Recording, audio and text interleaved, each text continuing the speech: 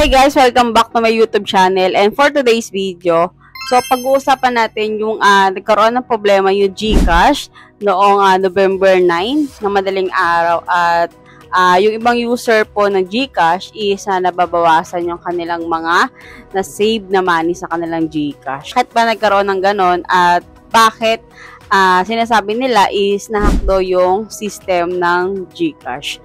So, for today's video, pag-uusapan natin kung paano mo masisecure ang yung GCash laban sa mga ganong pangyayari, at para hindi mabawasan yung mga naipon natin pera sa GCash. Siyempre, di ba, mahirap naman po yun na pinag-ipunan natin yung pera, wala na lang, di ba? So, pag-uusapan natin para maprotektahan yung inyong GCash laban sa mga ganong pangyayari, at hindi na magkaroon ng problema ulit yung iyong GCash. So, kung gusto mo ng ganun topic, keep on watching, and kung bago pa lang sa aking channel, huwag mo kalimutang mag-like and subscribe, and click mo yung bell para updated ka na nga sa mga video. And simulan natin agad pagkatapos ng aking intro.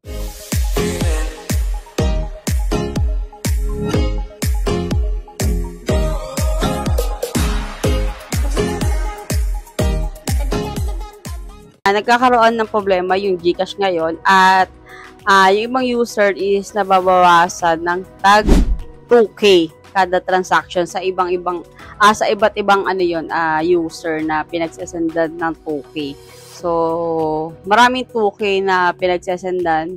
So, hindi nila alam kung saan nanggagaling yon at sino yung mga send ng 2K. So, maraming mga user ng GCash na nawalan ng pera sa kanilang GCash. So, bakit nga ba ganon? Dahil nga siguro nagkaroon ng problema at na-scam yung kanilang system ng GCash. So, marami din po kasi sabi nga na, yun nga, na scam po yung GCash and napasukan ng hacker. Naglabas naman ng statement yung GCash. So, ang sabi nila dito is, GCash assures customer that their account remains safe despite some user experiencing issue due to an ongoing system relations process. May mga nagpasa naman ng kanilang mga ticket at nabawi yung mga pera nila.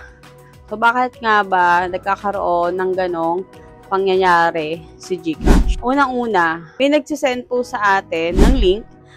Ito, galing na to sa GCash. Galing na to kay GCash. Alert! Never click on links kahit galing sa GCash. Mula ito sa scammers na gumagamit ng illegal sell sites para manloko. GCash will never send you link.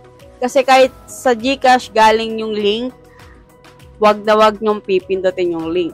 Reminder niya is nung Monday nag-text sa akin. Today, may text ulit na yun nga, may link na binigay sa akin. Kasi nagtaka din kami bakit G-Sure sa GCash. So, wala naman kaming inaano na insurance sa GCash. Click ko din yung link, cancel renewal BL. Ito yung link na binigay ng GCash. So, never click the link kahit na galing pa yan sa GCash. So, yung nakikita kong problema, siguro yung ibang user ng GCash, kiniklik nila ito. Yun. Pag kinilik nyo po kasi yan, yung mga link na binibigay ng kahit sino man, kahit sa GCash, diba? Never click nga daw kahit sa GCash galing. Basta may link na binigay sa inyo is never talaga kayo maglilink niyan. Kasi, phishing po yan na tinatawag. Kasi kapag nag-click po kayo sa link na yan at nag-login kayo ng account nyo, makukuha ng mga hacker yung inyong account. So, never kayong mag-click ng link talaga, kahit anong link. Wag na wag po kayong mag-pipindot at pipindutin nyo yan, link na yan, at mapupunta kayo sa fake account, fake site ni hacker. So, yun sa mga wag nyo gagawin yung magkiklik kayo ng link. At yung pangalawa is yung OTP. Ayan, may mga tumatawag sa atin na ibang scammers na hiningi yung mga OTP natin. At kapag once na hiningi yung OTP po natin is, alam nyo na scammer po yan kasi hindi po talaga dapat binibigay yung OTP natin kasi one-time password lang po yan dahil sa atin lang yan. So, bawal mo siyang i-share kahit kanino dahil OTP yan ng account mo. So, kapag may humingi ng OTP mo, matik na yan, scammer po yan. So, wag na wag po kayong magbibigay ng OTP. Example, yung may kakilala po ako na busy daw siya, tapos may kausap siya sa phone, through phone, nabigay niya yung kanyang OTP. So, sa kanyang kabisihan, syempre hindi naman niya napansin, nabigay niya yung OTP. So, yun, nakuha yung laman ng kanyang account at laman ng kanyang GCash. O, diba? So, kahit busy kayo, basta ang mindset niyo pa rin is maging careful pa rin kayo sa mga kausap natin at wag na wag tayo magbibigay ng mga kahit ano na madadala sa mga sinasabi ng mga kausap natin kasi hindi mo alam yung kausap mo is scammer na. So, yun yung pangalawa na importante na dapat ang presence of mind na kapag may hinaghingi na OTP nyo is wag na wag nyong ibibigay. So, ito pa.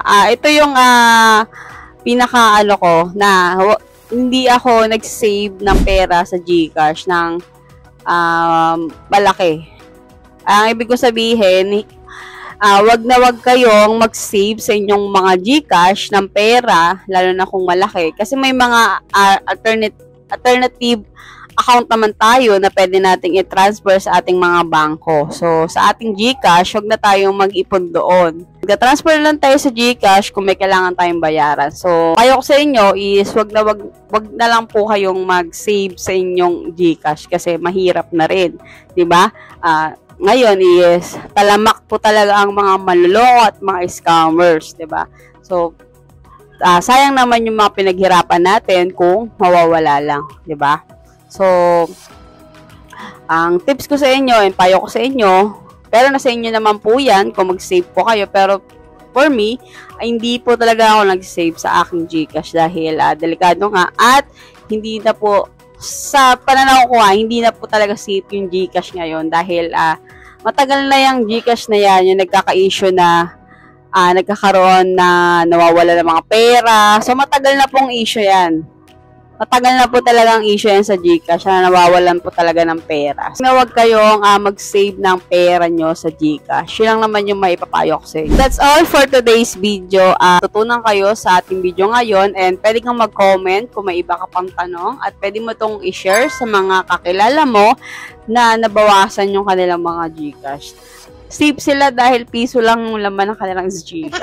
Ayan. Kalala kang ganito yung problema sa GCash at naman din sila ng problema sa GCash at nakuha yung kanilang pera sa GCash, pwede mo tong share sa kanila para susunod aware sila kung ano yung gagawin nila sa kanilang GCash para maprotektahan yung kanilang mga account. Pati sa ating lahat po, reminder ko po itong content ko na ito para po sa lahat na ito yung gagawin natin sa ating mga account para maprotektahan yung ating GCash. Today's video and huwag mo kalimutang mag-like and subscribe and click mo yung bell para updated ka na nga sa mga video na i-upload natin. And see you next video. Bye!